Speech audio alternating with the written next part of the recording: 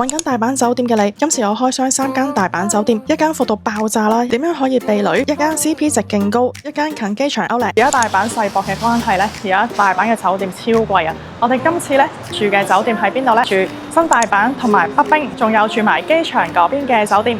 影片開始之前，記得讚好我呢條片。我哋睇片啦。第一間酒店，我哋揀新大阪站附近嘅原因呢，係因為佢同時靠近 JR 啦同埋地鐵。我啱啱喺福岡過嚟啦，隔幾日咧又要去京都啦，所以呢度轉車咧係無敵方便嘅。第二啦，佢就喺定川河隔離，呢個咧係我規劃好嘅晨跑路線啦。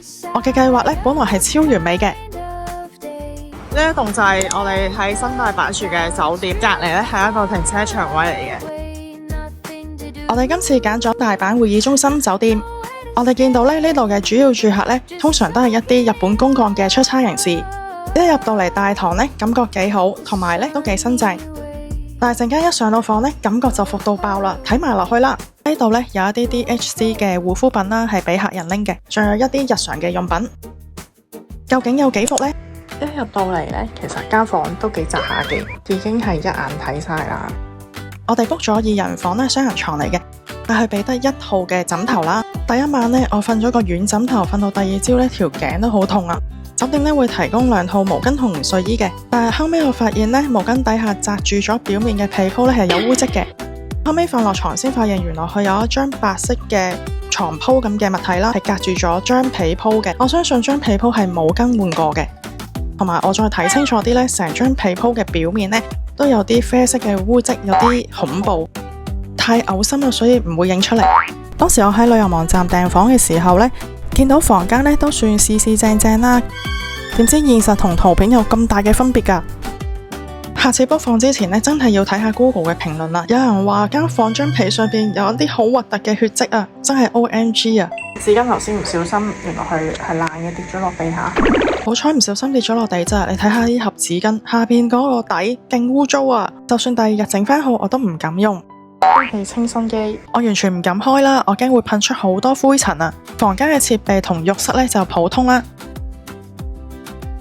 後尾我見到有消毒噴霧，我起勢咁噴啊！大家估下呢間房嘅房價幾錢？開估旺季嘅價錢係要800幾蚊1晚㗎，下次真係唔好貪平啦。但係咧，就如我所講啦，呢間房雖然係大伏啦，但係佢嘅地點咧係無敵嘅，能夠喺大阪市區咁樣毫無顧忌咁樣跑步啦，睇住日出。我嘅心情咧即刻好翻5%啦！我覺得呢間酒店嘅外觀啦，同埋 lobby 咧，同佢間房係表裏不一嘅，都幾污糟下。我覺得間房，我就係貪呢一度站方便咯。總結啦，呢一間酒店咧絕對唔推薦啦。如果你哋咧想交通轉乘方便啦，或者係好似我咁朝早會去跑步嘅，可以考慮住下呢度嘅附近嘅酒店啦。我影埋呢度嘅環境俾大家睇下，參考下。車站隔離有間 APA 酒店，有 7同埋 Family Mart。我哋嘅酒店呢，今次呢訂咗喺北冰呢一邊啦。呢一邊呢係一個商業區嚟嘅，即係等於香港嘅中環咁樣啦。喺旺季嘅心齋橋道頓窟嘅酒店價錢實在太貴啦。我哋今次住喺北濱。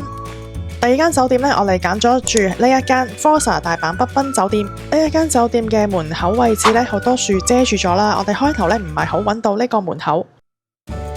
入到去大堂呢，覺得都感覺舒服嘅。都係以自助形式啦 check in 啦，同埋做退房。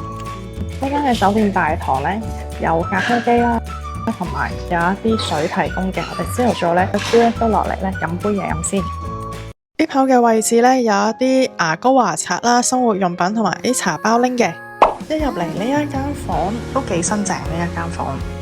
我哋 book 咗雙人床啦，房間有電視機同埋有個櫃仔可以擺嘢啦。都可以開到2個篋嘅，我哋喺床尾呢個位開咗2個篋，幾方便。房間嘅後邊呢，就係洗面台，我中意佢嘅燈光呢夠光猛。頭先啱啱攞咗一啲支裝嘅牙膏啦，唔使再換過一支牙刷，幾環保。呢度呢係廁所啊，應該。洗手間呢都係日式嘅智能馬桶，浴室有個好大嘅浴缸啦，有一個企喺度沖涼嘅花灑位，好正喎。仲有按摩嘅花灑位。呢度嘅浴室空間算大，再隔離呢邊呢，係張台仔啦，夜晚食下宵夜，提供埋一啲叉電線啦、水煲啦。下邊呢應該係雪櫃嚟噶啦，有個櫃桶仔。床頭呢度咧控制開關燈嘅。呢度有部空氣淨化機啦，同埋隔籬呢度有張 sofa。我哋喺度住咗幾晚，平均咧1050蚊一晚。以旺季嚟講咧 ，CP 值都算唔錯。酒店大堂隔籬咧有間餐廳，我哋見到好多住客咧喺 lobby 嗰度斟完杯咖啡咧，都會入嚟呢個餐廳呢度坐下。呢日我都喺度食埋我件生日蛋糕。Rosa 呢一間酒店咧，我覺得都住得幾舒服嘅。呢度8分嘅地區咧，2個站咧就到心齋橋嗰邊噶啦，喺長忽橋站落。仲有一個原因近大阪城公園，咁我朝頭早咧可以過去晨跑啦。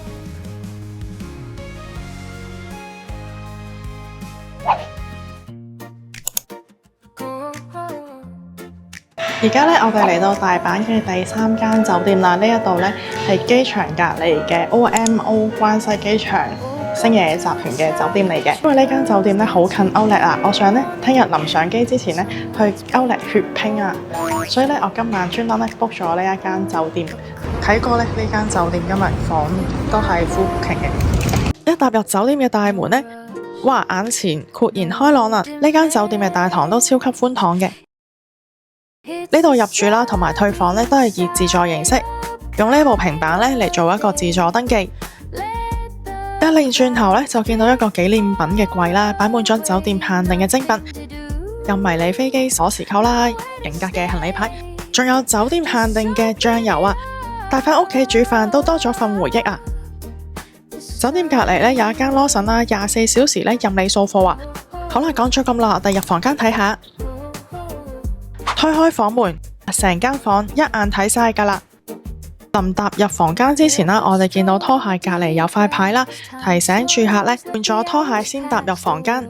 我覺得幾貼心嘅，換咗鞋咧先走入去地氈嘅位置咧比較衛生。咁我即刻聽話啦，換咗對軟綿綿嘅拖鞋先。呢間房咧要用嘅用品咧都有齊晒噶啦，同埋有一啲消毒香薰噴霧。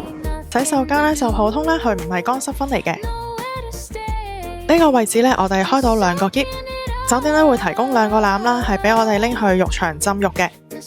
我覺得呢度嘅浴場咧算係大嘅，室內咧有3個浴池啦，同埋室外有一個大浴池。呢間房咧我 book 咗636蚊嘅，以旺季嚟講呢個價錢一啲都唔貴。大家見到後邊有景咧，係咪好靚啊？我而家咧身處喺21樓嘅 lounge 啦，呢度咧佢哋3點至6點嘅時候咧，下晝有 free drinks 飲嘅。可以坐喺度慢慢叉下電啦，同埋睇下日落嘅景色。